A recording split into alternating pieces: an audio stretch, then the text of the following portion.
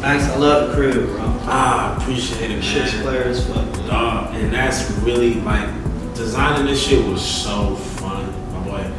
Like I don't know if I told you, but I toured this bitch one time. Yeah. And literally knew everything I wanted to have in this shit, bro. I designed this shit just based off of that one tour, man. And really just stepping into interior design is something that I really want to do. You know what I'm saying? Like people come here, they're like, yo, they got spaces, they got stores that they want me to interior design and help them on. Like, and that's what I really love. It's just design, period. You know what I'm saying? I know fashion is like the first love for me, but just being into fashion, you know, it's like it's not enough. Yeah, so I love my core. So I had to figure out what the core was. Why wasn't fashion enough for me? I found out I just love design, period. It's crazy how once you find that core of what your passion is, then like the entire world becomes like a library of inspiration that you can pull from. There's so many references. So many references. Like just speaking on fashion, watches, it all correlates together with music, and music and fashion go hand in hand. And me being in the fashion industry, I see the correlation right in front of my face. You know, it's just the process of making a sample is like the process of creating a song, or creating a piece is the process of creating a collection is the same process of creating an album, an EP. So kind of talk to me how you feel like fashion and music go together. Well, to me, at the surface level, and y'all might hear me say that shit a lot. At the surface level, like to me, anybody that's creative is going to look for every opportunity that they have to express themselves. And one of the quickest ways, one of the first ways that you have to is how you dress. You know what I'm saying? That's one of the rawest forms of expression. That's one of the most day-to-day forms of expressions that we use, whether we know it or not. The person that seemingly doesn't care about how they present it, that thinks they're not expressing themselves, you are expressing yourself. So you're expressing that, you know what I'm saying? You're expressing your standard for yourself. You know, so it's just like music, it's another form of expression. So if you're a musical person and you're an artist and you're expressing yourself through music, 9 times out of 10 you're expressing yourself through your sense of fashion. Yeah. As well. And I agree because, I mean, speaking from my perspective, I would say the main reason why I got into fashion is because I didn't know how to vocalize my expression. So now I wanted to show away how people knew how I felt. If I'm in an all gray sweatsuit, it's because I'm moody. If I'm in some Air Hardy rocking something, it's because I'm flashy. I want to show off something because I'm in that mood. So I feel like expression is one of our, as a human, one of the beautiful thing that we have is a way to express ourselves, and it doesn't have to always be through words. It can be through a form of art. And you know, of course, music. The music that you listen to is a form of your expression. You may be sad one day, you want to listen to some Drake. Yes. You may feel player one day, you want to listen to some Rio. Yeah. And you may, you know what I'm saying, be turned up, you want to listen to some Chief Keef. So expression is one of our key components as a human that I feel like we are tapped into 100%. Most definitely, bro. And I feel for people who don't see fashion as an art form or as a way of expressing themselves, because just like people want to listen to one genre of music, you're robbing yourself. You're robbing yourself of a way to be more present in this world, and that's really what expression is. It's taking the light and the energy around you and turning it into something tangible that other people can see and feel for themselves. Yeah, one of the beautiful things I love about this project is you and Ben both have a solo song on the project. Yours being Bardo. Can you go on, tell me more about Bardo and what's the inspiration behind it? Oh yeah, for sure. I would love to, because Bardo, first off, the name is a head nod to Bridget Bardot, sex symbol, like myself. Shouts out to her. Bardo is really my ode to an era of Detroit techno music. A lot of people don't know Detroit is the birthplace of techno music. Preach. It's my ode to an era of Detroit techno music called booty tech. It's like our version of what you might call like a New Orleans bounce or yeah. like the Baltimore clubs. And this was like our flavor, and like that was spearheaded by some guys. DJ Assault, DJ Snowflake, DJ Godfather, those were guys of the booty tech realm.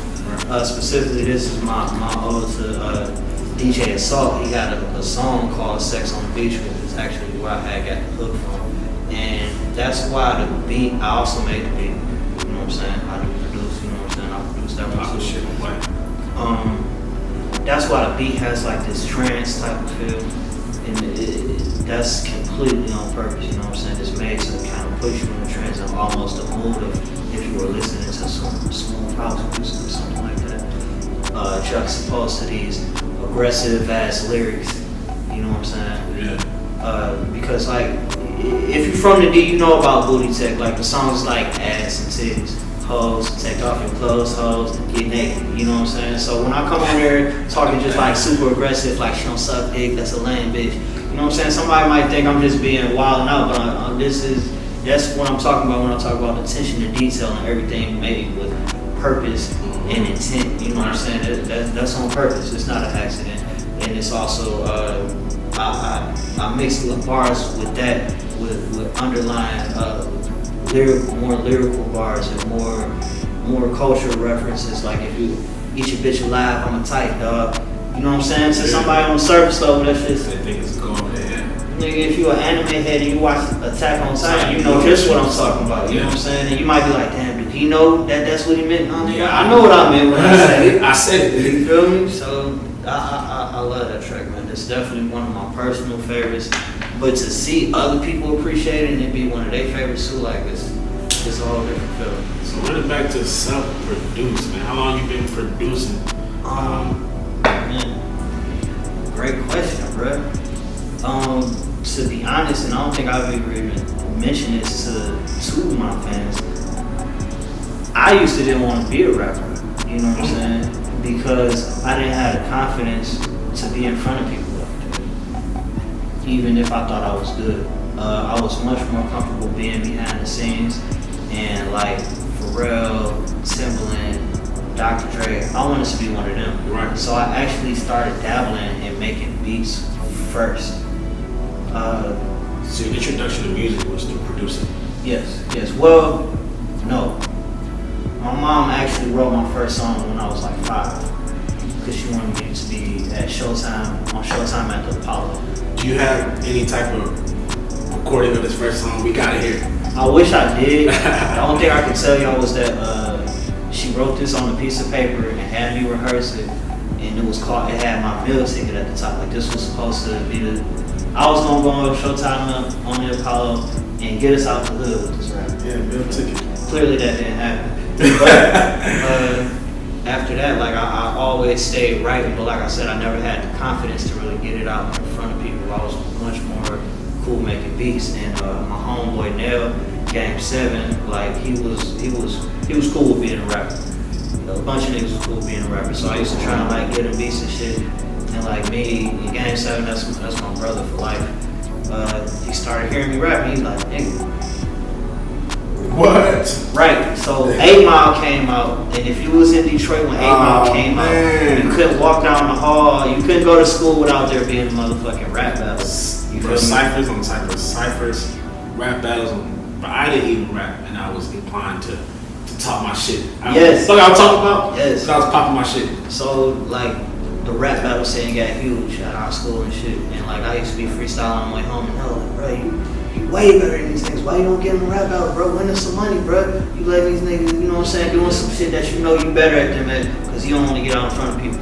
And I feel like it might have been like a middle school prom or a Sadie Hawkins dance or some shit we had, and niggas was in the bathroom battle rap, bro. What? Fuck the dance floor, nigga. We in the gutter. Yes, there's a whole Smack DVD URL going on in the bathroom right now. Like, nigga, this bitch smoked out, niggas in there drinking. Click, man, we in middle school, goddamn. They shooting dice in that motherfucker. They battle rapping. I'm there to support my homeboy. What I don't know is this nigga is there to put me in the spot. He literally pushes me out in the middle of the circle, like mid-cypher, like, show these niggas what you got. And after that, it was over with. I went wrong to the occasion. After that, it was over with. Niggas wanted to battle me every day, every week. Whoop-de-whoop. And that actually led to me getting into a real studio for the first time, because we ran into some local cats, you know what I'm saying? They had a record label or whatever, and they wanted to sign me to or whatever. That shit never fell through, but anyway, that's how niggas ended up getting in the studio, man. After that, it was history, bro. It was history. So B Maka, man, tell me more about my boy, how he's up in Detroit with it. Yeah, B is that's my man's in Detroit. Like I said, we founded Dollar Bills together. Really, like, it was a concept that I had before me and Ben had met. It was Dollar Bills Productions, actually. It actually all started off as Blue Side Records back when I was in like 6th grade. You know, So this has some depth, some yeah, years to it. This is a way back story. Like, I've been doing music since I was 6 years old. Wow, you know what I'm saying? So it's really like, a lot of people might think this is our door, our foot getting in the door, or our breakout album, but to us it's really just the work we put in coming full circle. So, like I said, and me and Ben are actually cousins. That's what's crazy about it, but we had met each other. Like, Ben, he went to school over in the UK. He spent a lot of time over in Europe, a lot of his teenage years. So he was over in Hull, England, Germany, all types of shit. Man. He's a real international motherfucker. And the way that we actually met is, or got cool, is over skateboard. Like, we didn't even know that each other were into music when we met. It was like a family reunion we were having. It. You know, we was the oddball cousins, not really trying to be involved in whatever was going on.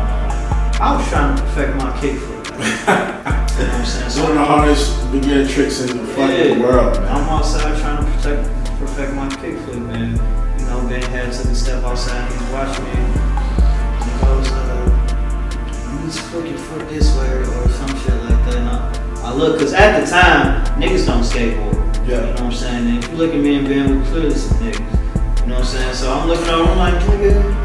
What you know about it? Yeah, you know what I'm saying? What you know about skateboard? But we ended up getting cool, and then he had ended up going back over to Europe, and then the advent of MySpace happened, and he started seeing the music that we was putting out. That's when I first started getting into real studios, and he seen where I was trying to go with it, and at that time it was Dollar Bills Productions. Okay. And one day I woke up and he hit me up, and he had like a whole branding kit. He had the logo ready for us, you know what I'm saying? Game plan. He sent me a couple songs. I'm like, yo, You on to something. this is it. You on to something. This is it. And man, he ended up coming back to the States, and we switched the name over to Dollar Bills Music Group, and man, he helped me turn it into something bigger than I ever could have imagined. And shouts out to you, man. I really appreciate you. And man, founder fathers of this DBMG shit. You know, he's up in Detroit right now doing this thing. Goddamn shit, man. It's most definitely doing it. Love it. Got me feeling like luxury raps itself. Shit, man. Ben's a one of a kind guy, bro. I know y'all heard the songs, man. I think a lot of the shit that he be saying is really going over niggas' heads, to be honest. For the ones that understand, the ones that receive it, they understand. Like you said earlier. Excuse me. That's my brother, man. And listening to the album, that's one of the best things that I get from it, to see what happens when me and him bounce ideas and draw from each other's energy and the outcome of that. Like, that's some shit you can't pay for. And if you did pay for it, you gotta pay extra. Luxury tax. Exactly. So when I was listening to the first song, Nice Bridge Circle, sounds like you and Ben was having a dialogue or introduction detail of what luxury means to you? Well, in calling it luxury raps, we want to have a solid idea of what luxury meant to us, you know what I'm saying? And that's really why it's on the first song, to set the tone for the EP out of the gate. And I mean, really, if you listen to the conversation, you really get a feel for what Dollar Bills is and what our brand DNA is, you know. It's never about being able to throw money at something, you know what I'm saying? Luxury to us, it's not a price tag. It's not something that you can buy, you know what I'm saying? No amount of money really affords you luxury. Right. It's about the journey. It's about the extra steps put in. It's about the attention to detail. You know what I'm saying? You can't pay somebody to be able to stitch leather as good as a person that's been stitching leather for 50 years by hand. You can't circumvent that journey that they took through their life, that experience, to learn the tricks of the trade, to learn the pocket weaving patterns, to learn to balance the needle perfectly in their hand. You know what I'm saying? You can't buy that. You can buy the crocodile leather that I was talking about, but you can't buy the trip to the Amazon river that the leather worker took to study crocodiles. You feel me? Nah, that's true. That's true. It's like what Ben was saying, even being called dollar bills, you know what I'm saying? It almost comes off as ironic. But as he mentioned this, and it didn't make it to the conversation in the first track, but dollar bills is really representative of the different forms of capital that the art be obtained. Have physical wealth, which is the most tangible. You know what I'm saying? That's what everybody wants because it's right there. But you also have things like you have mental wealth, you have social wealth. Right. You feel me? There are different types of wealth in this world. You know, we just want to shine a little light on that. We don't want people to think we was just coming out talking about money, cars, clothes, bitches, and diamonds and gold. It's deeper into it than that. Yeah. You know? It's really about being the best in every aspect with no shortcuts. You know, and the only way you can get there is the hard work. I agree. I feel like because luxury is, everybody wants a piece of luxury or whatever form that is. Either it's clothes or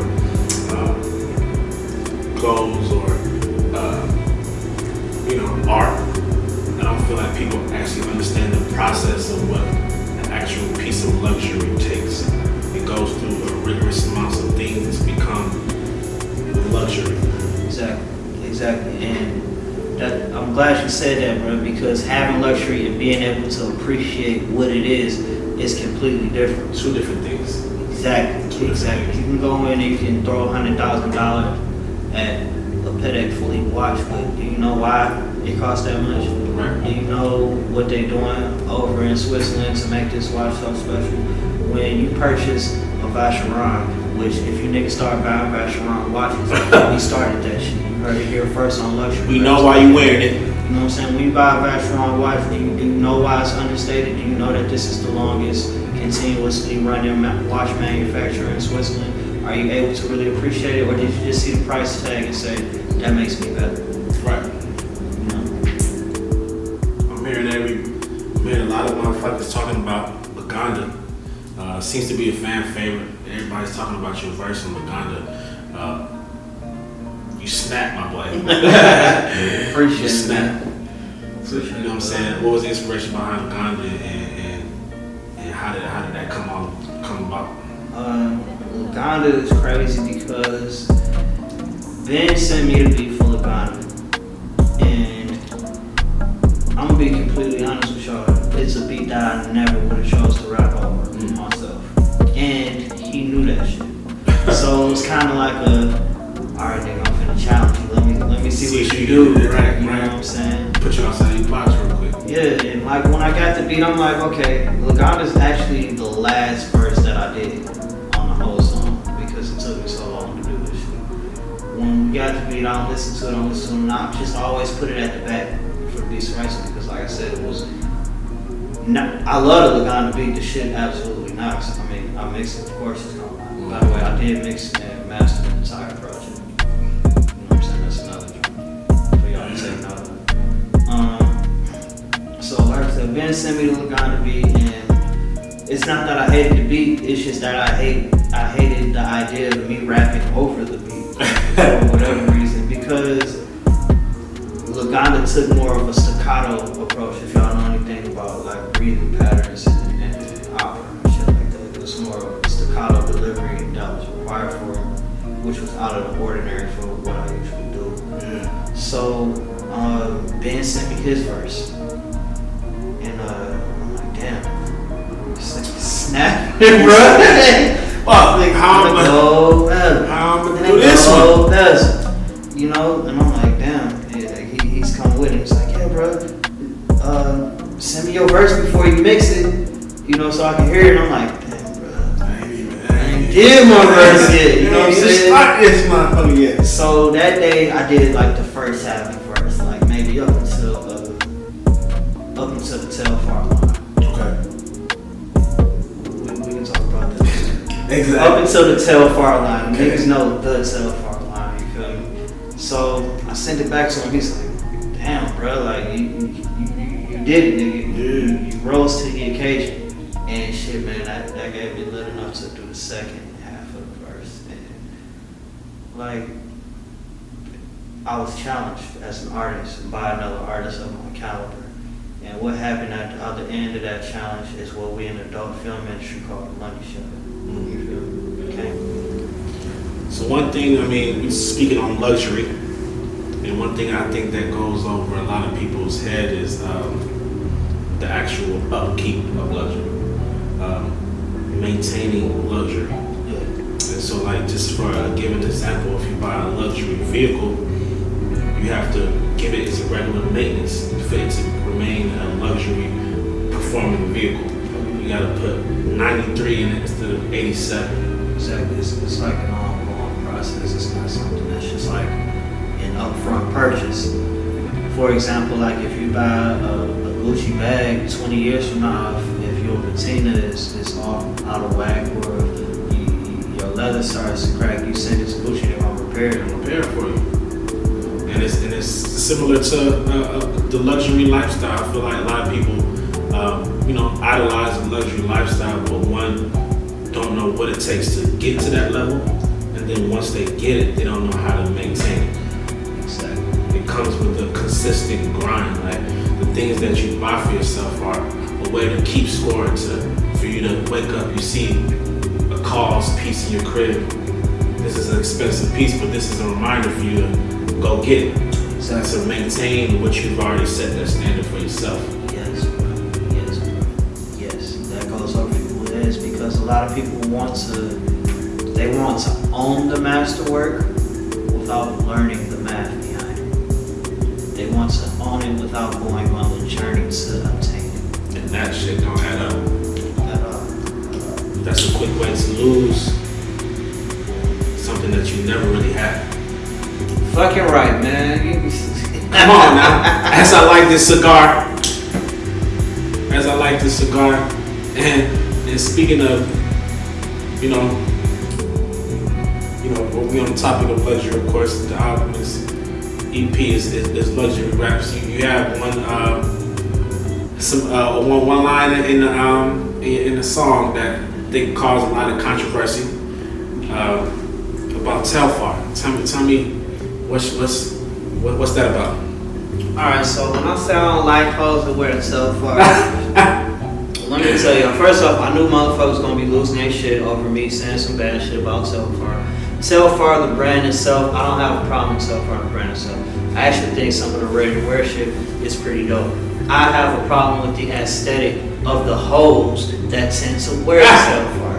You know what I'm saying? If this is supposed to be a luxury item, don't be wearing this shit out like this motherfucking bag that you got from Rainbow Beauty Supply. You know what I'm saying? Y'all make this shit look real crackish and not like a luxury bag. I don't wear bags to be judging bags, but I know how I look when you hoes wear it. And that's that. But shouts out to Telfar. Let me argue with you for a fact, because the same women that buy the Telfar are the same women that's buying the Louis V. So what's the difference between them wearing the Louis V and them wearing the Telfar in that manner? If they all stop buying Louis V today, Louis V will still be Louis V. If they all stop buying Telfar today, we'll never hear from Telfar again. You may be speaking facts, y'all. I'll let y'all decide on that. I have no comments.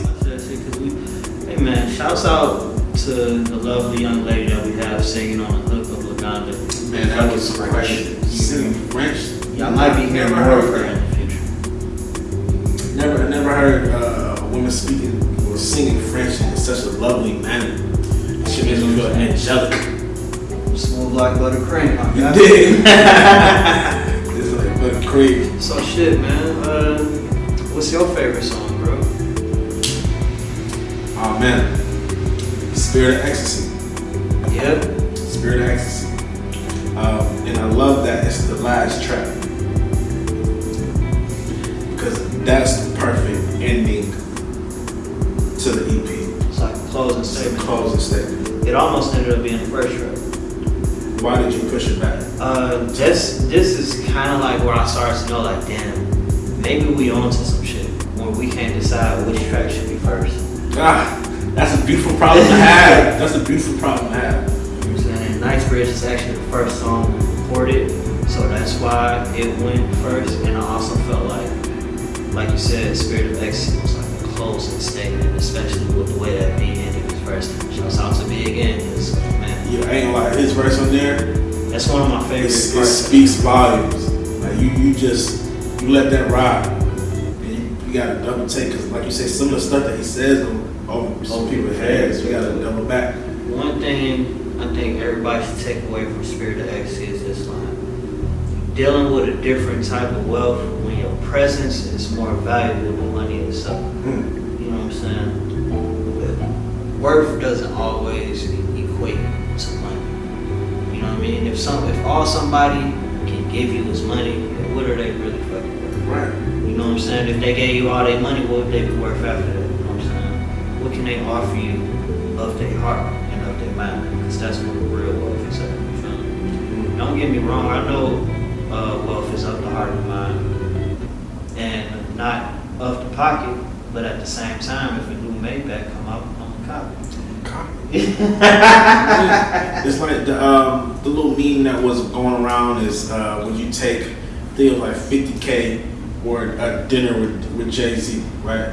Just his presence is worth to put Right, for that seems to be a meme, like right versus money, right? So being on that level is like presence. What can this person offer you that money can't? Exactly. Right. And man, that's the whole thing, man. We're just trying to get people to take a deeper look at life, because that's where luxury lies at. I agree. But man, look, it's been a pleasure speaking with you about this album, about this EP, man. I'm excited for this one. I'm proud of you, my boy. Proud of you, dog, man. I appreciate you, bro. You making this shit happen, my boy. It's love every time we link up. Yes, sir.